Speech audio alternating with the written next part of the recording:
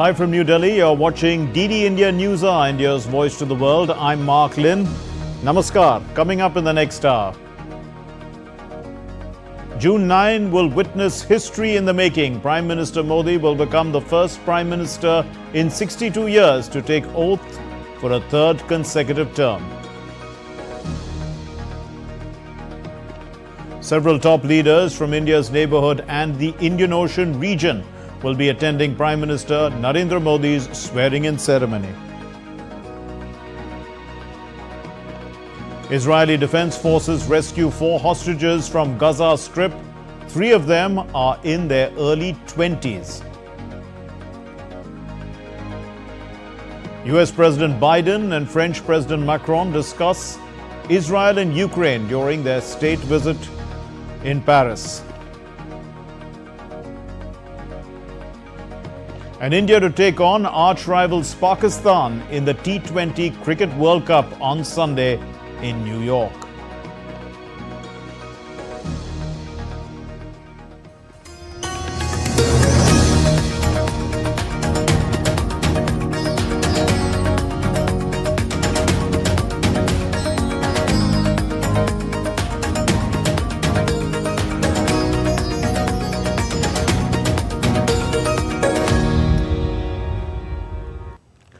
Leaders from the region will be attending the swearing-in ceremony of Narendra Modi as India's Prime Minister as the country prioritizes its neighborhood-first policy.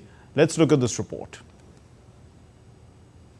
The stage is all set for the swearing-in ceremony of Narendra Modi as India's Prime Minister for a third historic term.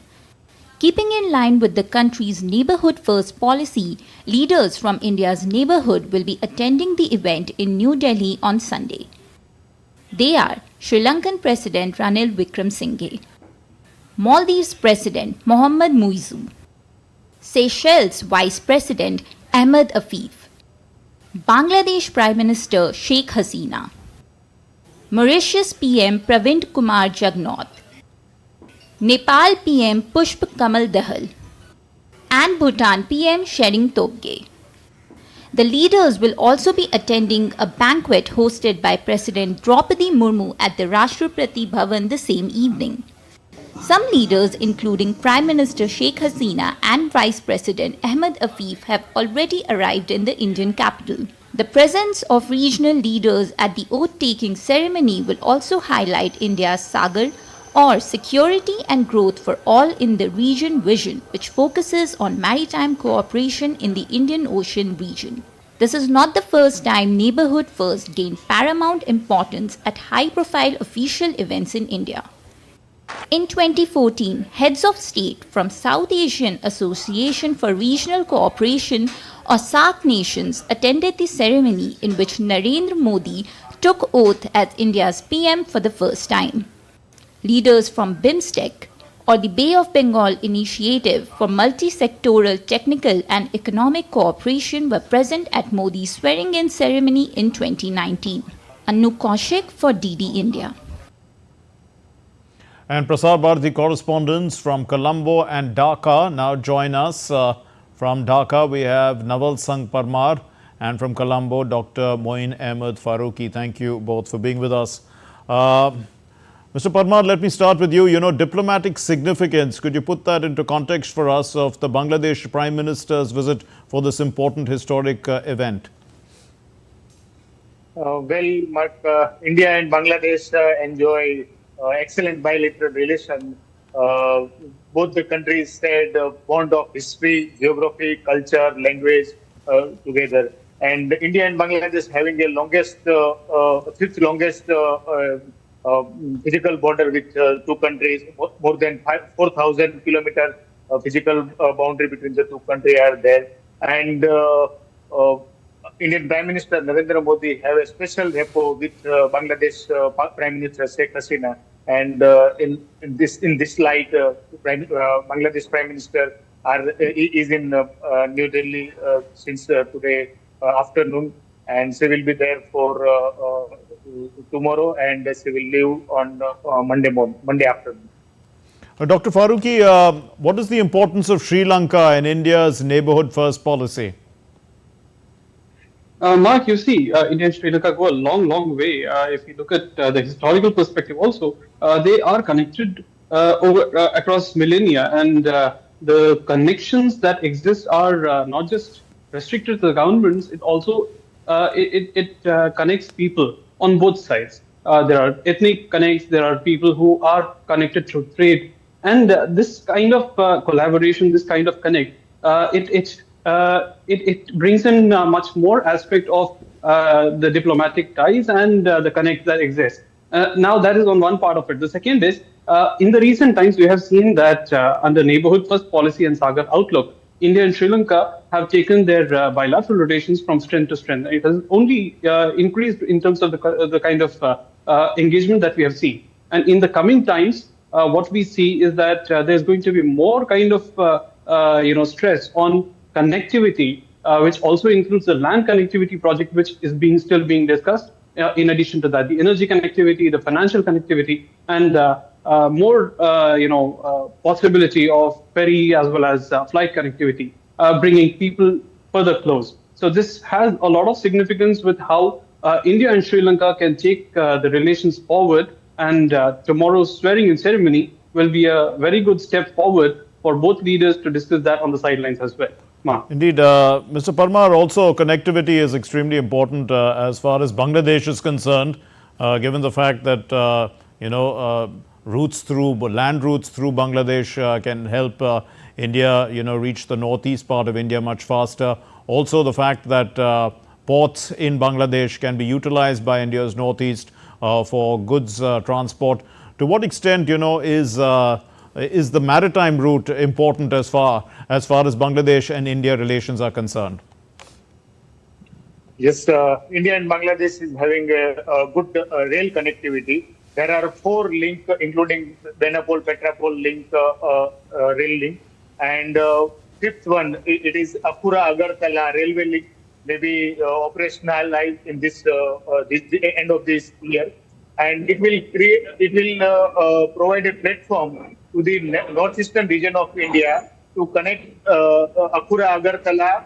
Through Akura-Agartala, it will connect the Chittagong port.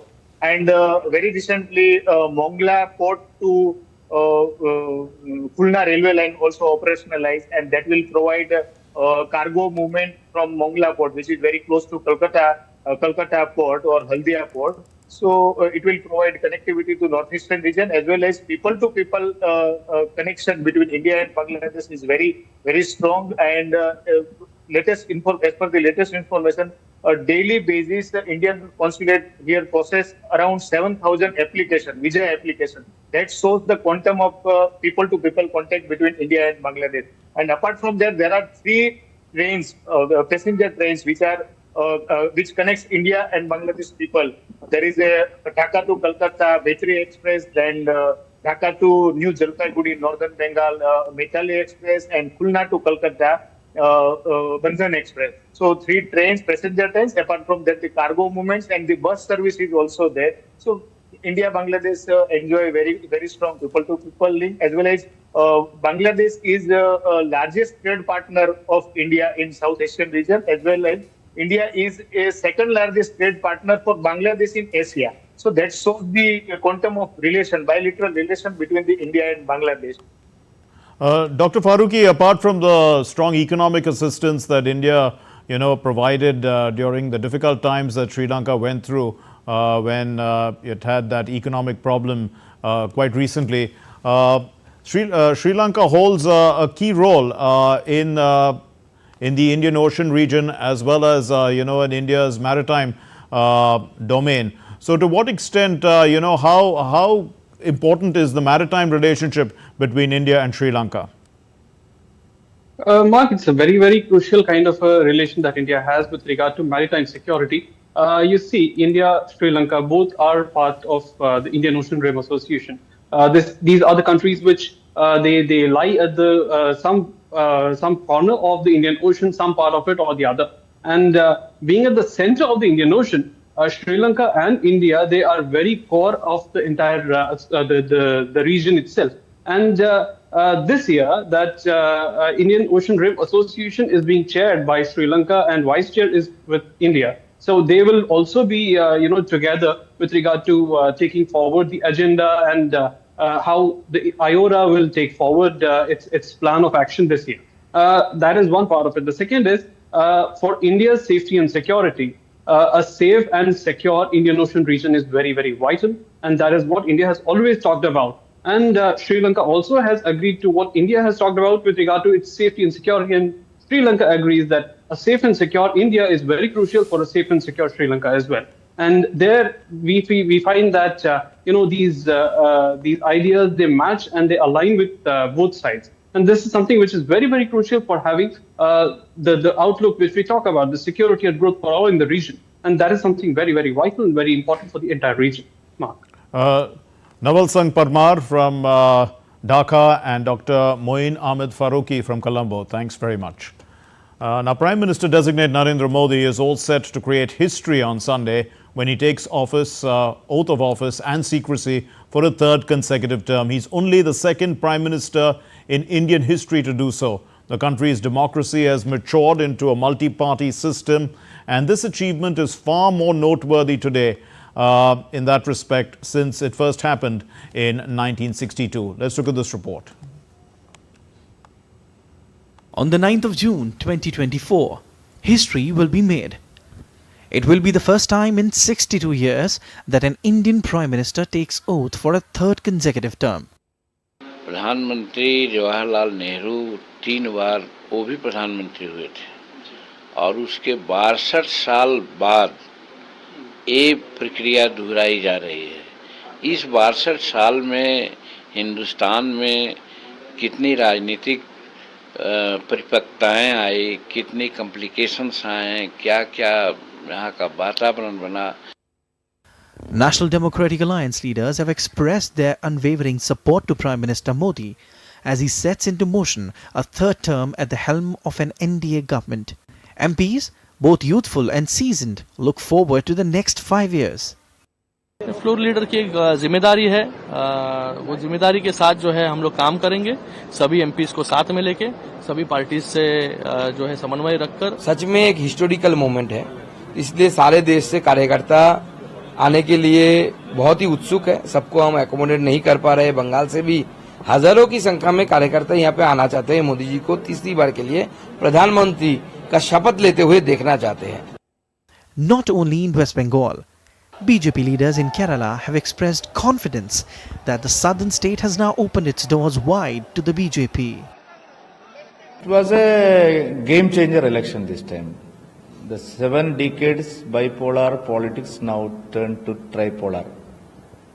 And moreover, we have increased our vote share to 20%. Comfortable victory in Trichur, got one MP, and Attingal, Trivandrum, Alapi and many constituencies, we crossed 3. Our vote share has increased. So this was a game changer election. People accepted Narendra Modi's development politics. With world leaders from India's neighborhood scheduled to attend the event, Delhi police have set up a control room on Kartavya Path, the historic road that joins India Gate to Rashtrapati Bhavan. On June 9 evening at Rashtrapati Bhavan, Prime Minister Modi, followed by his Council of Ministers, will also take their oaths of office and secrecy, forming the new cabinet and political executive of the Government of India. Bureau Report, DD India. Well, India's Opposition Congress Working Committee has passed a resolution requesting Rahul Gandhi to take up the role of the leader of the opposition in the lower house.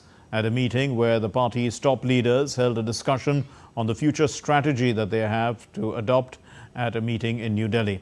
Now, the Congress Parliamentary Party chairperson Sonia Gandhi, the Congress chief Mallikarjun Kharge and the party MP Rahul Gandhi, the party's General Secretary Priyanka Gandhi Vadra and other party leaders attended this meeting.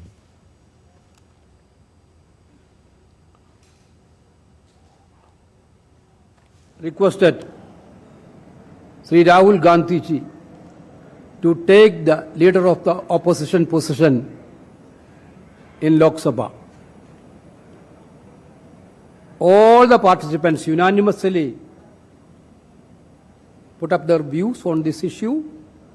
Everybody was unanimous that Rahul ji should take leader of the opposition position in the Lok Sabha, because we already told, during this election we raised so many issues, burning issues, unemployment, price rise, Agniveer-like issues, women issues, social justice issues. So these issues has to be continued in a greater manner inside the parliament also. Rahul ji is the best person to lead this campaign inside the parliament. This is what the CWC's view. The former Congress President Sonia Gandhi on Saturday was unanimously re-elected as the chairperson of the Congress Parliamentary Party. At a meeting of the party MPs, the Congress President Mallikarjun Kharge proposed Sonia Gandhi's name as the chairperson of the Parliamentary Party. The proposal was seconded by Gaurav Gogoi, K. Sudhakaran and Tariq Anwar. बहुत बड़ी बात है, अच्छा है, हमारी leader फिर से CPP leader बनी और हमको मार्गदर्शन करते रहेगी, और इससे बड़ा क्या हो सकता है जो इंसान पार्टी के लिए पूरी अपनी खुशियां छोड़कर पार्टी की सेवा कर रही है, तो इसलिए मैं तो उनको सैल्यूट करता हूं. Still to come here on DD India NewsHour. Voters in Slovakia, Italy and other EU nations are casting their votes on the third day of the European Parliament polls.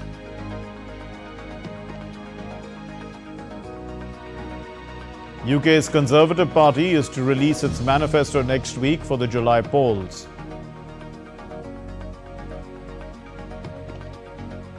And Ukraine claims to have shot down 9 out of 13 Russian drones.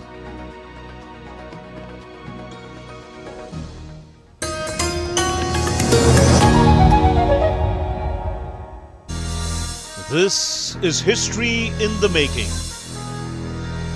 Watch Doordarshan's live and exclusive coverage from Rashtrapati Bhavan as Narendra Modi is all set to take oath as Prime Minister for the third time in a row, along with his Council of Ministers. Experience the emotion, the significance, the pride of this monumental day on all channels of Doordarshan from 6 p.m. on 9.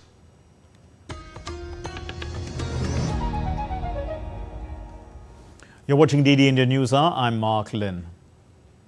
Israeli Prime Minister has vowed to free all hostages from Hamas's captivity hours after Israeli forces had rescued 4 hostages from the central Gaza Strip in a special operation involving hundreds of troops on Saturday.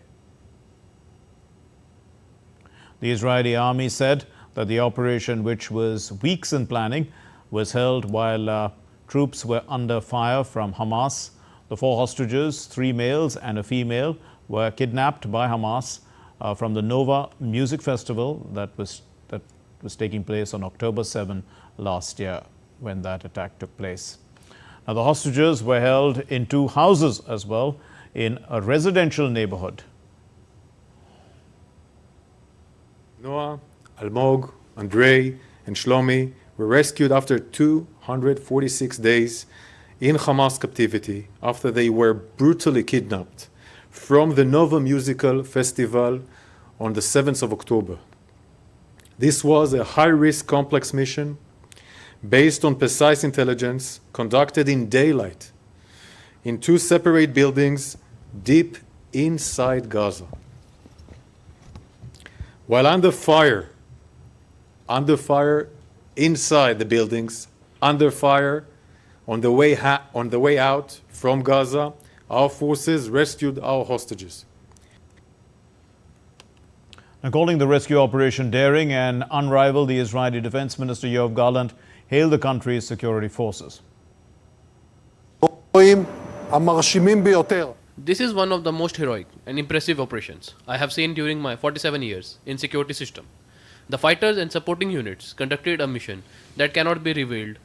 The daring, brilliant execution, inequivalent brave and determined execution, all with tight cooperation between all arms of the security system.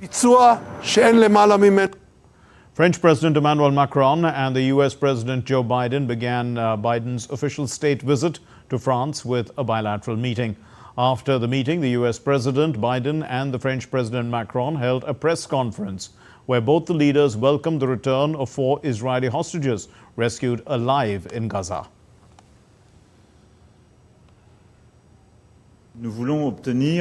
In Gaza, we want to obtain the immediate release of the hostages, and as such, we welcome the 4 Israeli hostages released today by the Israeli army.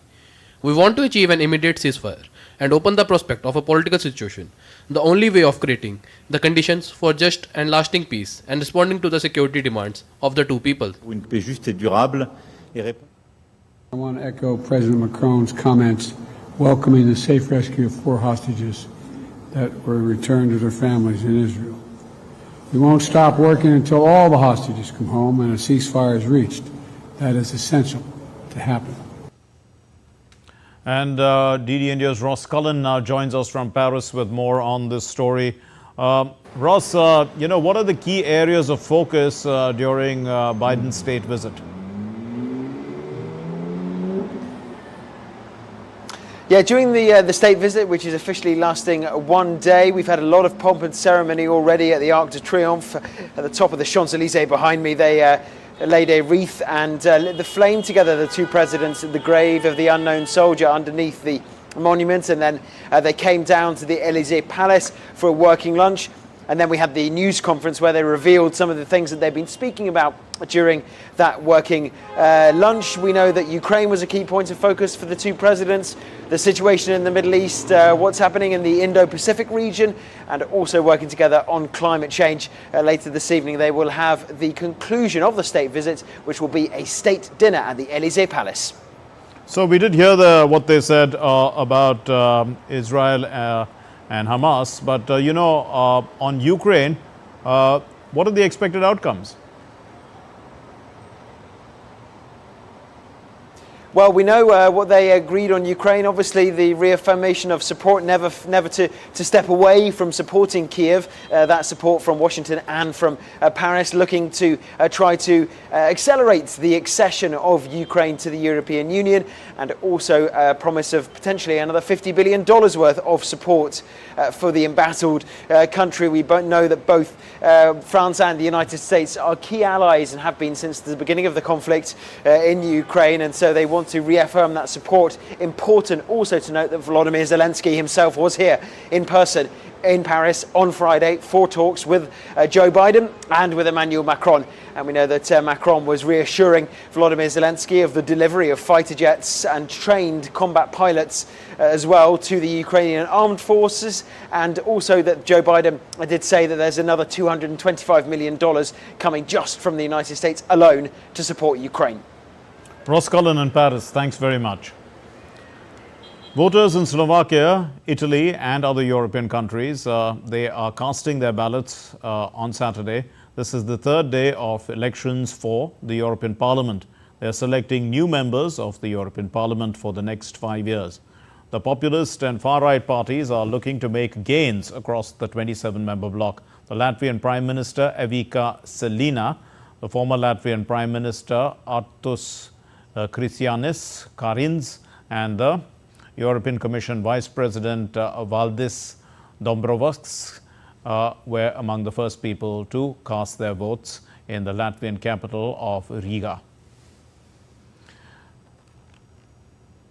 And the Italian Prime Minister Giorgia Meloni, the head of the rightist Brothers of Italy party, is one of Europe's most closely watched leaders.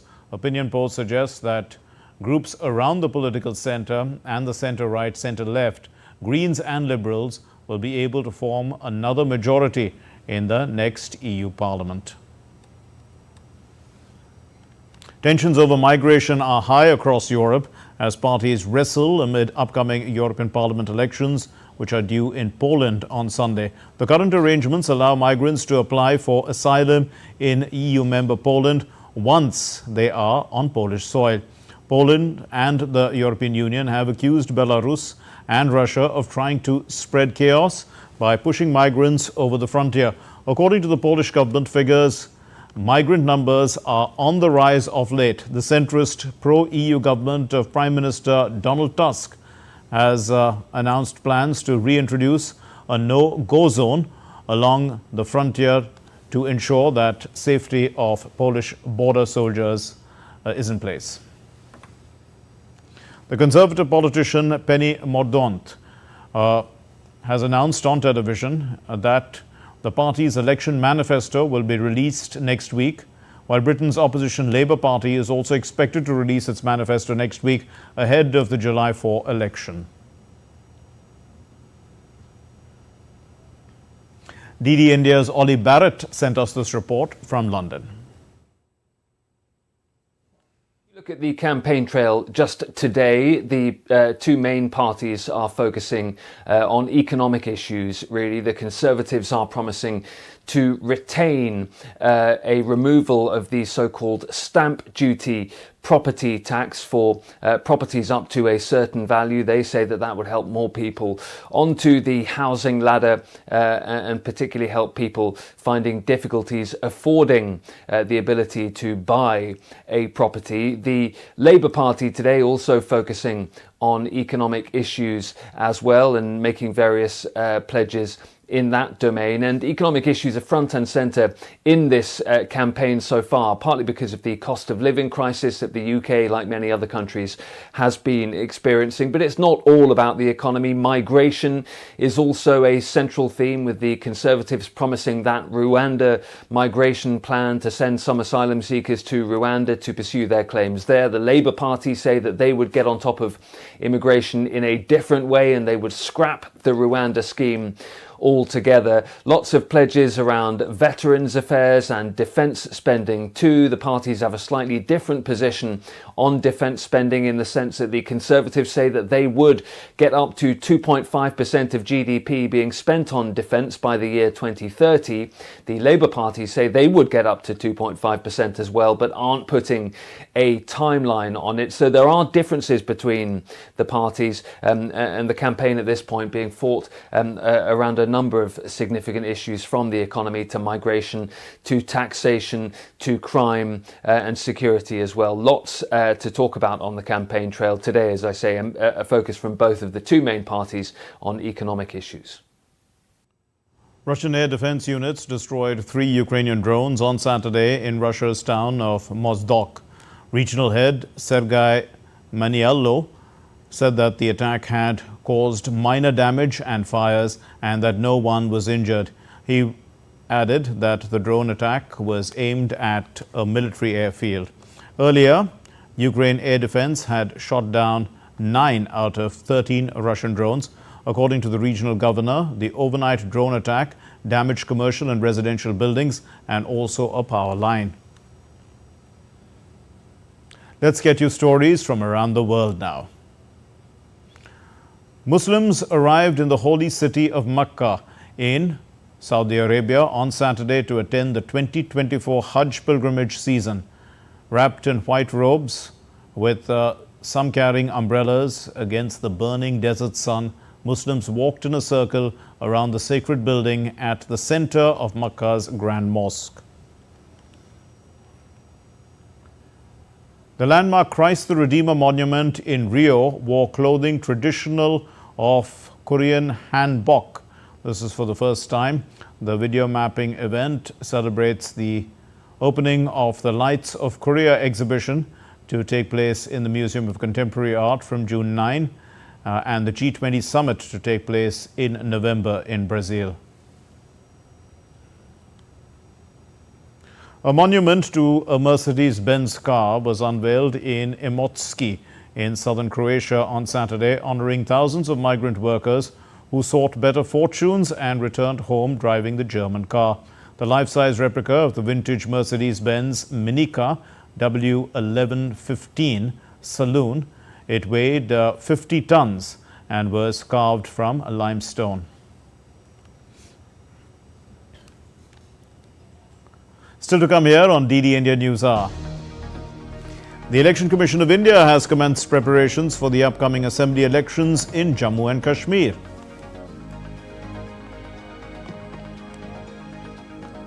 Prime Minister Narendra Modi expresses concern at his Danish counterpart Frederiksen's assault in Copenhagen.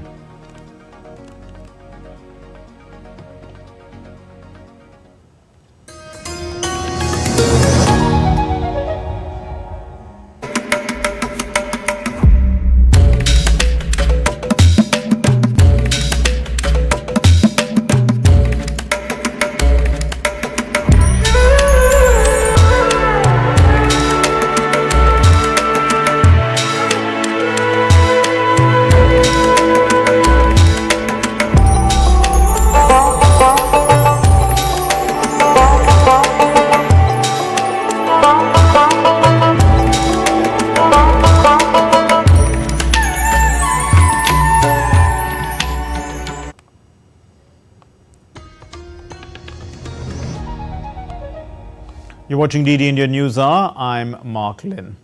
And now going back to our top story about history being made tomorrow, the 9th of June. Professor Harshvardhan Pant, the Vice President of the Observer Research Foundation, is joining us to put into context the invitations given out to leaders in our neighborhood for Prime Minister's swearing-in ceremony, which will be a historic ceremony because it is the second time after 62 years that an Indian Prime Minister takes oath for a third consecutive term.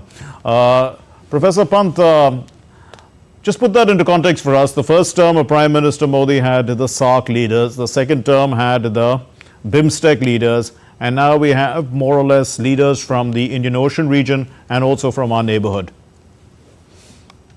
Yeah, indeed. I think, Mark, it has been a consistent policy of the government to enhance linkages with the neighbors, and neighborhood first has been the defining mantra of the Modi government from the first term itself. So when he invited all the neighbors in the first term, it was a big signal that he wants to invest in these relationships. And you would recall that at that point in time, even Pakistan's leadership was invited. So it was a moment in which I think it was full of possibilities, and since then we had seen consistent engagement with the neighbors and consistent focus on the neighbors. So I think this is in some ways a continuation of that trend that India sees and views its neighbors as participants in its own developmental journey as well as in their developmental journey. There is a partnership that needs to build, and I think by inviting them repeatedly, by inviting some of the closest partners of India repeatedly for this time, that for the third time that he's been sworn in as the Prime Minister of India,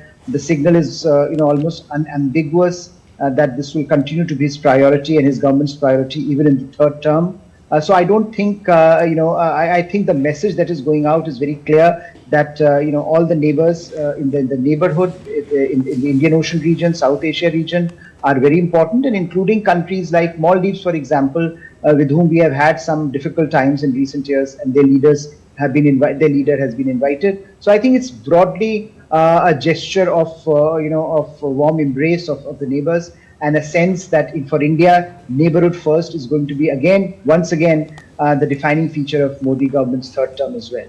Indeed. So of the leaders who have been invited, two have already come today. One is the Bangladesh Prime Minister, and then the other is the Vice President of Seychelles. The importance of the relationship with Bangladesh, I mean, it's really grown significantly, isn't it, over the last 10 years and deepened. And there's been many outcomes, and the very presence of Sheikh Hasina a day before the swearing-in ceremony. Most of the other leaders are only coming in tomorrow. It sends out a signal about how important this relationship is, isn't it? Yes, I think indeed, if there is one relationship in the neighborhood which has really flourished and where Prime Minister Modi and Sheikh Hasina, both the leaders in Delhi and Dhaka, have invested in, I think India-Bangladesh relations really stand out. And they stand out also because, before Mr. Modi and before Sheikh Hasina, there was a sense of despondency about this relationship.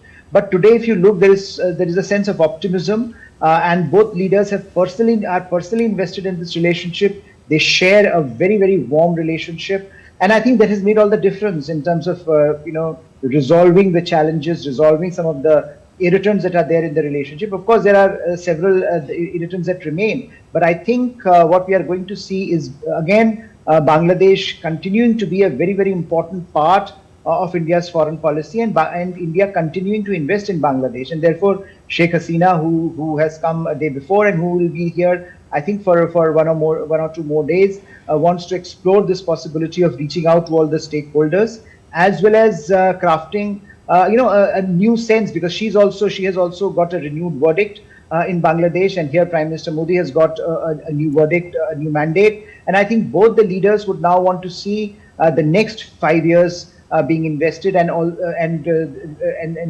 capitalize on this momentum that they have established in the last decade. Now perhaps moving forward and giving it a new direction, and Bangladesh has stood by India. India has stood by Bangladesh. So I think it's an important moment, perhaps, to reflect on the past and as well as to draw out what future holds for both these nations and to remove all the minor irritants that still remain. Put into context for us, Professor Pant, also the importance of the relationship with Nepal and Bhutan, the Himalayan states neighboring India. The importance in terms of, these are historical relationships which have gone on for centuries, but also there are significant, affinities that these countries have with India in terms of culture, in terms of the economic possibilities, and and also about the very fact that they are culturally very much entrenched with India. Absolutely, and I think one of the things, Mark, that has happened in the last few years is how invested India has become in the Bay of Bengal community, that in Bangladesh that we were talking about earlier, Bhutan and Nepal and Sri Lanka. All of these countries are part of India's BIMSTEC, fraternity, and there India has invested a lot. Bay of Bengal has become India's focus point in terms of how India wants to take its neighborhood policy forward. And both Nepal and Bhutan, as you mentioned, are not only part of that landscape, but they are also culturally, civilizationally so closely tied with India that it is very important to keep these relations alive. It is very important for Indian leadership to sustain the momentum in these relations and to ensure that whatever challenges are there in these relationships, they do not become so huge that they can't be overcome and they can't be overcome by leadership at the leadership level. So what I think with Bhutan and Nepal we have seen, for example, this idea of people-to-people relationship that needs to be explored further, the cultural and civilizational links that need to be enhanced. And I think what Prime Minister Modi and his government has done in the last decade is to look at these relationships through the lens of our civilizational cultural heritage as well. So there has been a lot of investment there in shaping our legacy, cultural legacies, in investing in those legacies, and also building a more forward-looking relationship with these nations that can respond to the challenges of the 21st century, because that is very important, that we are not stuck in history. We are also looking forward, and I think that is where we see both these nations, both leadership countries engage with India, and therefore I think the visits will again offer an opportunity to craft a roadmap for the next 5 years. And maritime relations will come to the fore when we talk about the other countries that are going to be present. There is, of course, you did mention Sri Lanka, Maldives, Seychelles, Mauritius. How do you view the importance of the maritime domain and the fact that India is a net security provider as well in the Indian Ocean region? Indeed, and I think the fact that now you have the Bay of Bengal and Indian Ocean region becoming so critical for India's maritime future, and these countries are neighbors in the Indian Ocean region. India has the security and growth for all, the Sagar vision that India had announced, that continues to guide Indian response, Indian foreign policy outreach to most of these countries, and these nations remain very alert to the possibility that Indian Ocean, where India's presence is so huge, where India is such a critical player, that does not get lost as other powers enter, as other powers try to shape the strategic balance of power in the region. So I think for Seychelles or Mauritius or Maldives or Sri Lanka, we have seen, despite ups and downs, we have seen how that engagement has continued. And this again it will be a reminder for the region, for the world, that look, for India, Indian Ocean region is the most important maritime theatre, and there India's relationships, once again, while they are of historical vintage, while they are of while there is a cultural element to these relationships, the future dimension, the forward-looking dimension of these relationships is becoming more and more critical. And as I said, even a country like Maldives, for example, where we have had ups and downs in recent years, we have seen India's consistent outreach. The recent visit of the Maldivian foreign minister to India underscored that commitment from Maldives as well, that now that domestic politics for some time is out of the way in Maldives, perhaps it's a time to reset, and India has done well by inviting Maldives leader to India, because it will allow the possibility of a more productive dialogue between the top leaderships of both countries, and perhaps iron out some of the differences that still remain. But broadly, Indian Ocean and India's vision for the Indian Ocean, security and growth for all, will continue to drive as India becomes a participant in the developmental and security journeys that many of these nations undertake. Professor Harshvardhan Pant, Vice President of ORF, thank you very much.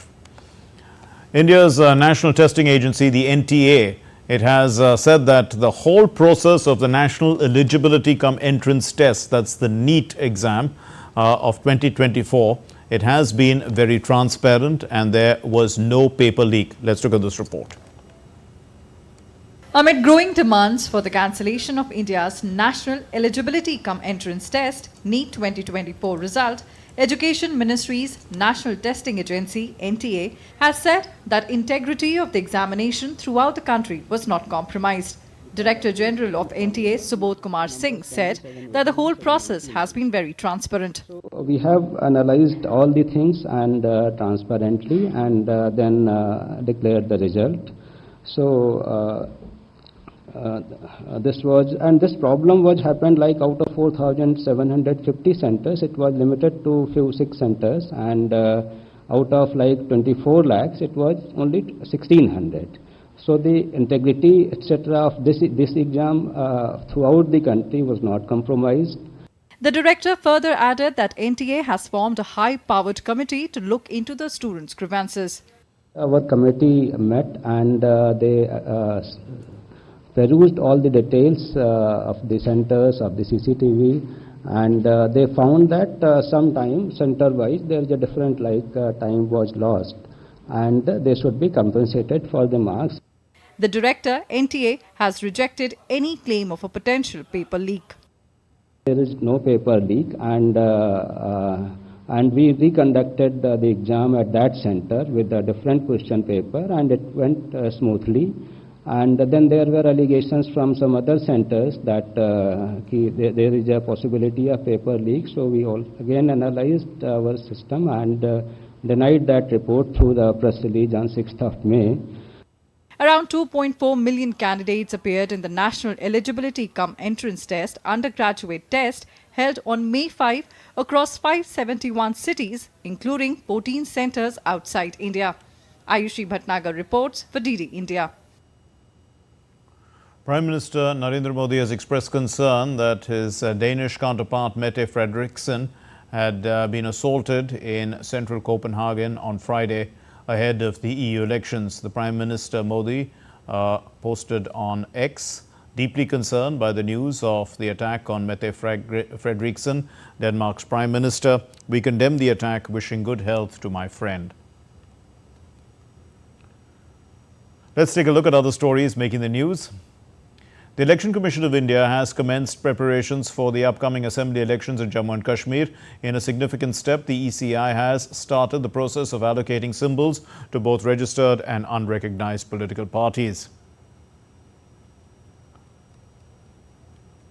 The government of the northern state of Uttar Pradesh has signed an agreement with Doordarshan Sports and Fair Street Sports. This is to hold the prestigious MotoGP event in the state every year until 2029. India's national capital, Delhi, has been facing severe water scarcity over the past few days, and Delhi's Water Minister Atishi has said that the Supreme Court is trying to solve this water crisis. The state of Haryana is not cooperating by stopping the water supply that rightfully belongs to Delhi. Still to come here on DD India News Hour. Heavy rains in Australia's east spark flash flooding as well as rescues. Well, it's a battle of titans. India versus Pakistan can't get any bigger than this. The clash at the T20 World Cup showdown on Sunday.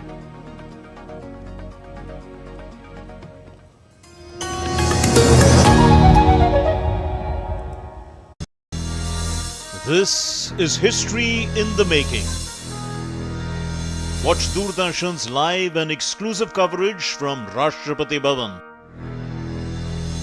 as Narendra Modi is all set to take oath as Prime Minister for the third time in a row, along with his Council of Ministers. Experience the emotion, the significance, the pride of this monumental day on all channels of Doordarshan from 6 p.m. on 9th of June.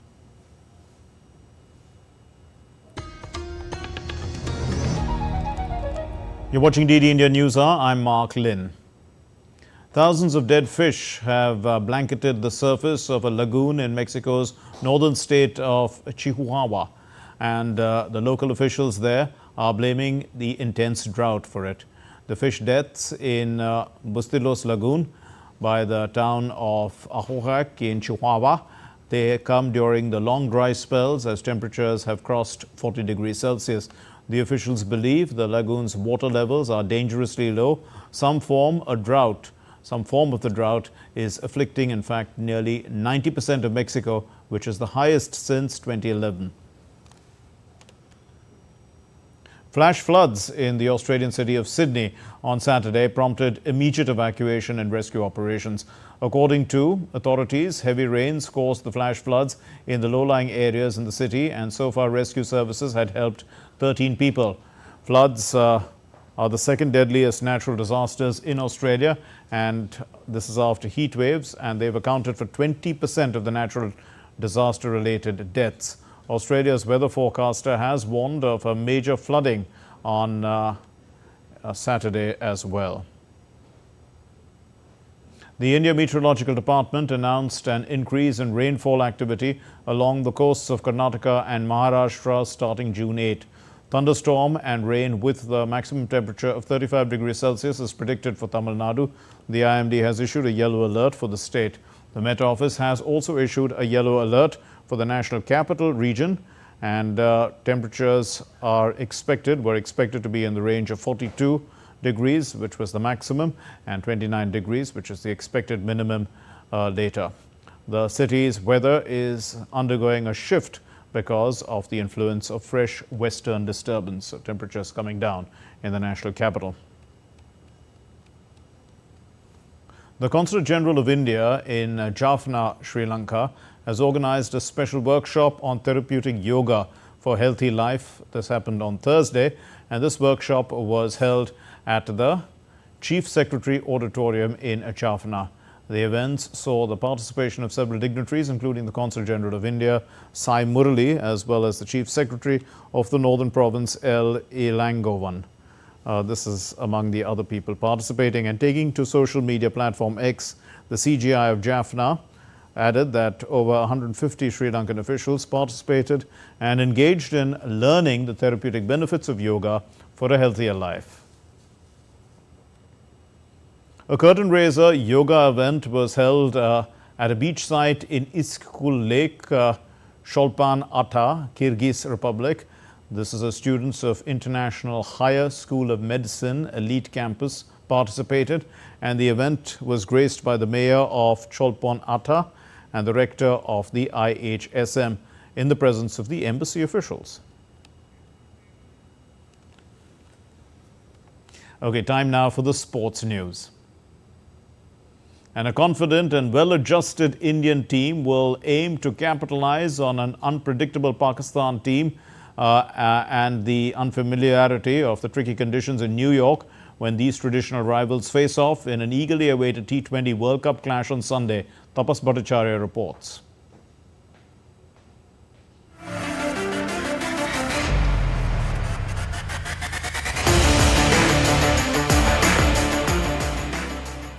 It's a sporting rivalry like no other. This weekend, cricket giants India and Pakistan are set to clash in a historic match in New York for the ongoing ICC Men's T20 Cricket World Cup.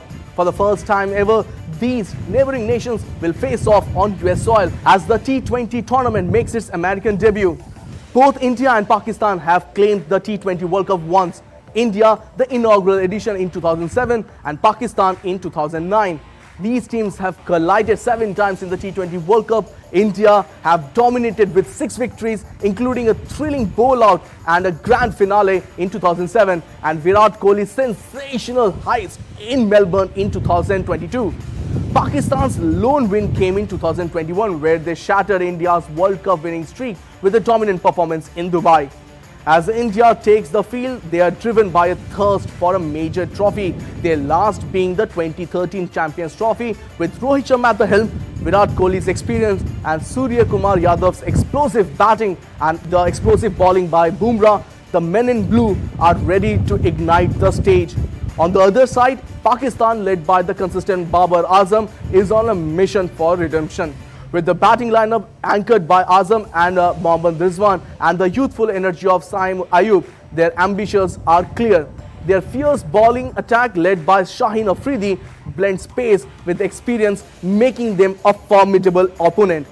The stage is set. The players are ready. The world watches as India and Pakistan gear up for the battle like no other in a city that never sleeps. Tune in to witness history in the making. This is Tapas Bhattacharya along with my camera person S. Jaishank reporting live from New York. And Alexander Zverev will take on Carlos Alcaraz in the finals of the French Open on Sunday. Earlier, Carlos Alcaraz reached his maiden French Open final on Friday. The 21-year-old came out on top against the second seed Yannick Sinner, beating the Italian 2-6, 6-3, 3-6, 6-4, 6-3. Tough match. Roland Garros is a competitive place, and the competition is close to his heart, as he, in fact, wants to add his name to the list of Spanish greats who have won this tournament. Now, meanwhile, Alexander Zverev recovered from a slow start, and he beat Casper Ruud to set up this blockbuster final at the French Open. The Mexican and Brazilian national men's soccer teams warmed up on the Kyle Field, which is in College Station in Texas, ahead of the international friendly match on Sunday morning. Gabriel Martinelli, a forward from Arsenal and Brazil, said that the team is gearing up for the Copa America tournament kicking off later this month.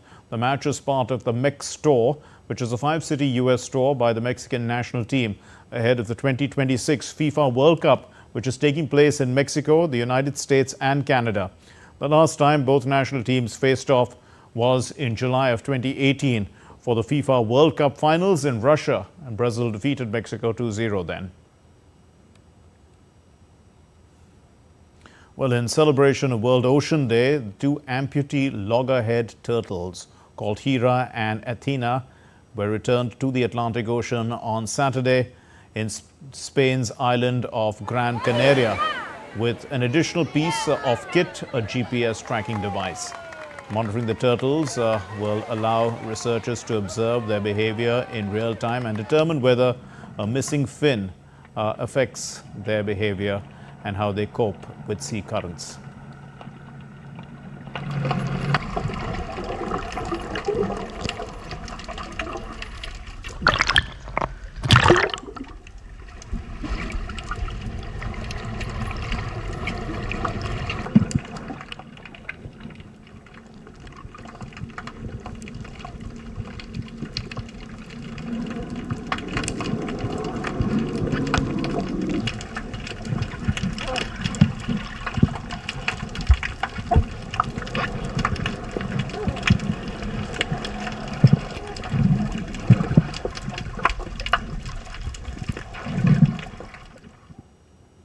Well, wishing Hira and Athena the very, very best.